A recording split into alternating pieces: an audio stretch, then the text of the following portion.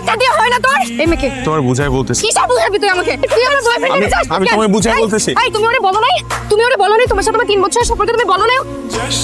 আমি তো অফিসে মুখ দেখাতে পারছি না। কি করছিস তুই? তুই তো বলছিস আমি এই ছেলেকে ভালোবাসি মা। এই ছেলেকে ছাড়া আমি থাকতে পারবো না।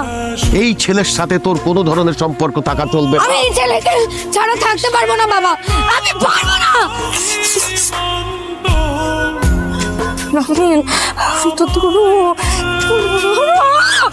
ওই মেয়ের কোনো মান সম্মান আছে নাকি? ভাই শোন, তুই রাহারের জীবন থেকে বাদ দিয়ে দে। জেরিন মেয়েটা অনেক ভালো, তুই বুঝতেছিস না কেন? আমার মেয়ে অনেক অনেক আদরের। ওর বিয়েতে আমি অনেক টাকা খরচ করব, অনেক ধুমধাম করে বিয়ে করাবো।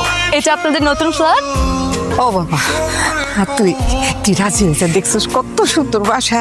এই বাসা যদি আমাকে হয় আর তোর বোনটার খুব ভালো বিয়ে হইব। হ্যালো রাফিন, রাফিন তুমি প্লিজ ফোনটা আমার ধরো না প্লিজ। আই এম সরি, আমার একদম করা উচিত হয় নাই। তুমি আমার ফোনটা ধরো প্লিজ।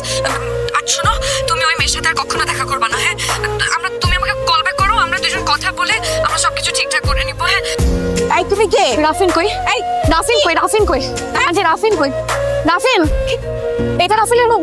এটা রাফিন ভাই, এই রাফিন এটা রাফিন, রাফিন, এই রাফিনের রুম কোনটা? রাফিনের রুম কোনটা? রাফিনের রুম কোনটা? রাফিন, I'm sorry. তুমি আমাকে আচ্ছা শোনো, তুমি আমার কথা শোনো, তোমাকে মাফ করে দাও। আমি বাচ্চা ঠিক প্লিজ আমাকে মাফ করে দাও। প্লিজ আমাকে মাফ করে দাও, কোনোদিন হবে না। চল হ্যাঁ প্লিজ নিয়ে যান আপনাদের মেয়েকে। আপনাদের মেয়ে আমার হাজবেন্ডের জীবনটাকে একদম হেল বানিয়ে রেখেছে। রাফিন বলো, তুমি সবাইকে বলো যে তুমি আমাকে অনেক ভালোবাসো। প্লিজ রাফিন চুপ করে থেকো না। রাফিন প্লিজ কথা বলো।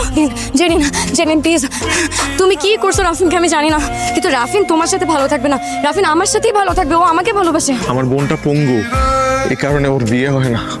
আবার যদি কেউ ওকে বিয়ে করতে রাজি হয় তাহলে মোটা অঙ্কের টাকা চাই যৌতুক হিসেবে। রাফিন আমি না এই বিয়েটা করলে আমার বোনের বিয়েটা হয়ে যাবে। আমার বাবা বছরের পর বছর মৃত্যুর সাথে যুদ্ধ করতেছে, চিকিৎসার অভাবে, টাকার অভাবে। আমি যদি আজকে এই বিয়েটা করি তাহলে আমার বাবার অপারেশন হবে সিঙ্গাপুরে। আমার পরিবারের এই শহরে মাথা গোজার কোনো ঠাঁই নাই। আমি যদি আজকে এই বিয়েটা করি তাহলে তারা নিজেদের ফ্ল্যাটে থাকতে পারবে। আমি করছি। তুমি না বলছো আমাকে হ্যাঁ, আমি আমার কথা কোনোদিন আমাকে অন্য কারো হতে দেবো না। আমার কথা শোনো। আমি যেদিন আমি সেদিন তোকে প্রথম দেখছিলাম, আমার এই হৃদয় তোমাকে ভালোবাসতে শুরু করছিল।